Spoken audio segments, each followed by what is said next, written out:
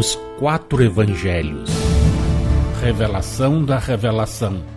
Jean-Baptiste Rustin. Os 10 Mandamentos. Narração: Paulo de Moraes.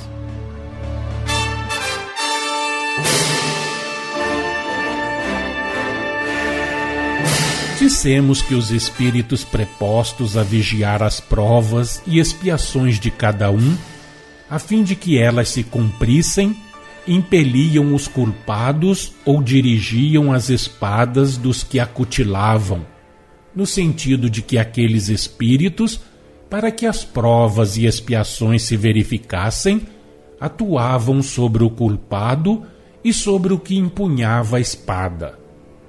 Sobre um pelo ato do magnetismo espiritual, sobre o outro por meio da inspiração e da ação fluídica. Aqui é que, considerando a providência divina e a ação sobre o homem dos espíritos prepostos, ao operarem debaixo da direção da presciência e da sabedoria infinitas de Deus, podeis dizer: o homem se agita e Deus o conduz. Nada é sem motivo e sem objetivo. O que o homem muitas vezes encara como um ato de uma vontade arbitrária, nunca é senão a consequência do passado ou a preparação do futuro.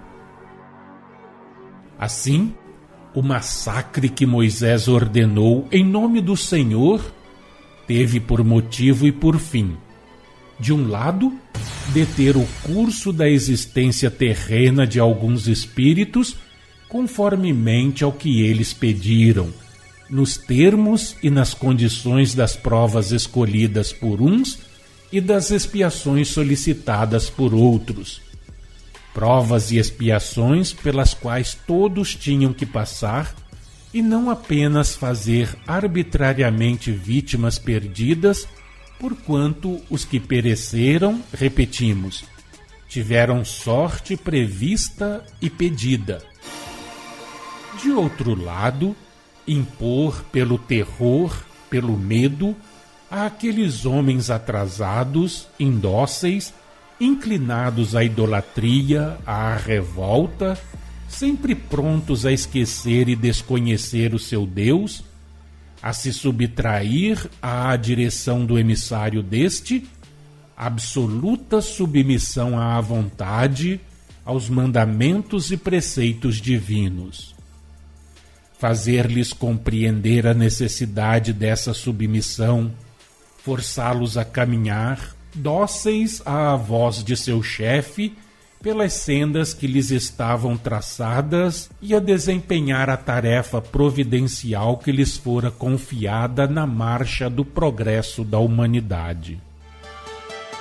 Moisés era, pois, um instrumento humano que, sob as inspirações dos Espíritos do Senhor que o assistiam na sua missão, atuava para que fosse detido o curso de provas que haviam falhado e se cumprissem determinadas expiações, fazendo que os que caíam aos golpes dos levitas sofressem a sorte por eles mesmos prevista e pedida.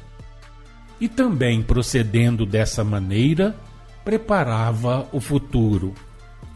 Cada época tem seus costumes e necessidades. Não julgueis, portanto, do vosso ponto de vista e de acordo com os tempos em que viveis. Reportai-vos com relação aos hebreus, aos tempos, aos homens, aos preconceitos, às crenças, às condições que era indispensável se verificassem para que se executasse a obra que se tinha de executar naquela época e no futuro. Desde aqueles tempos bárbaros e em outros nos quais a civilização e a inteligência já estavam muito mais apuradas, não se há visto, pelo que toca a coisas de ordem humana, sempre que uma revolta explodiu, a dizimação de homens para que num exército fosse mantida a disciplina, a submissão aos chefes incumbidos de comandá-lo. que respeita as coisas de ordem religiosa, não se hão feito frequentemente, muito frequentemente mesmo, massacres em nome de Deus? Para terdes disso alguns dos numerosos exemplos que a história da vossa humanidade colheu, lembrai-vos das guerras religiosas, dos autos de fé espanhóis e, por fim, da carnificina do dia de São Bartolomeu. Não são sempre os ministros do culto, por efeito da ignorância, do fanatismo, do abuso do poder, da ambição, impelindo os homens a se matarem reciprocamente nas guerras religiosas, a fim de consagrarem eles suas mãos ao Senhor e atraírem as bênçãos de Deus? Matando eles próprios, nos autos de fé espanhóis, em honra do seu Deus e para obterem as suas graças? E quais foram os instigadores do massacre de São Bartolomeu?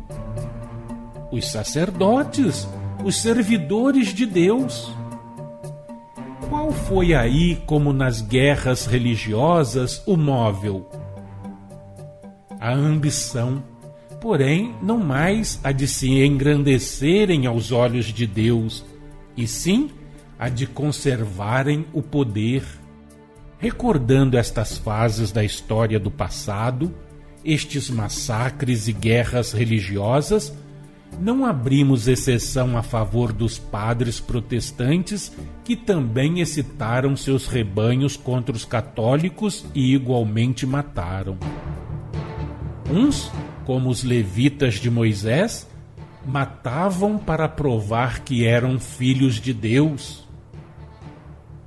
Outros, como os protestantes, matavam para conquistar o poder.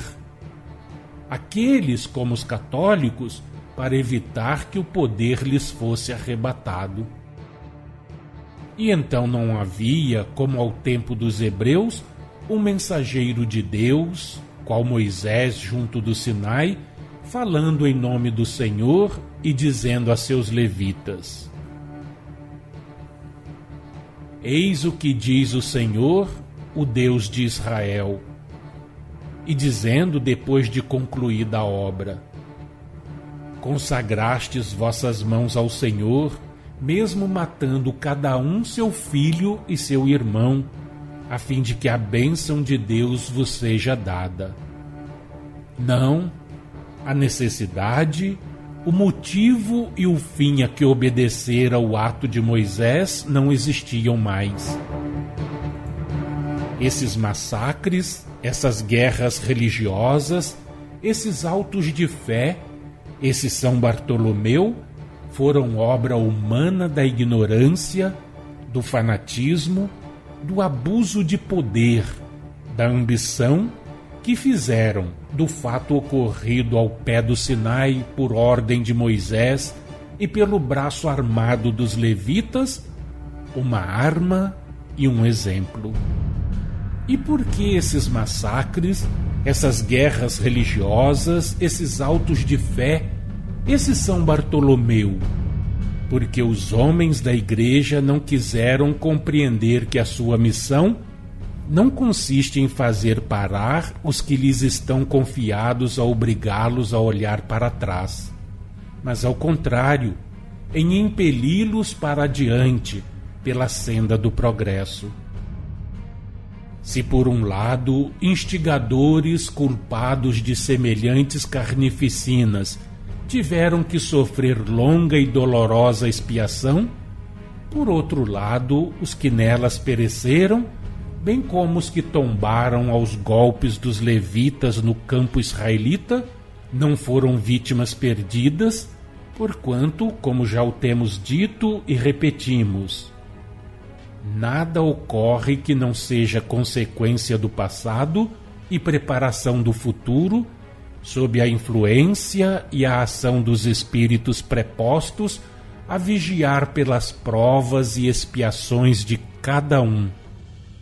Os que pereceram tiveram a sorte por eles prevista e pedida. Deus, mesmo com relação ao instante da morte de suas criaturas, nada espera do que, na ignorância em que vos achais, assim das causas como dos fenômenos, chamais o acaso. Quando chegarmos ao estudo do quinto mandamento, veremos o que está dito acerca do instante da morte.